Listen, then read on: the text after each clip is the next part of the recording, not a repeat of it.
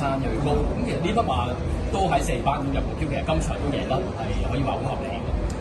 因為呢隻馬咧嚟到香港咧，佢係有喘鳴嘅問題喺度嘅，咁啊同佢做手術啦，有啲時間啦，加上佢每一次好多時佢抽嘅檔位都好曳嘅，咁啱佢落到嚟呢個5班啦，咁啊執到個4檔，呢場又有快放嘅馬啦，咁形成佢出閘啊守住個4位啦，咁佢走得好暢順啦，入到直路即係佢又冇馬受阻啦，全程即係走得好自然，咁啊嗰個喘鳴就對佢冇乜影響，所以佢後面嘅衝刺比較好啲。佢喘鳴嗰個情況其實最初係有幾嚴重，花幾多時間？要做手術㗎，佢要做4級喘鳴嚟嘅。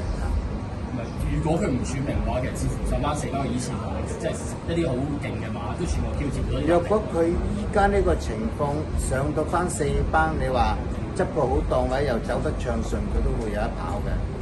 再一次恭喜曬文先生，恭喜曬！多謝。Yes。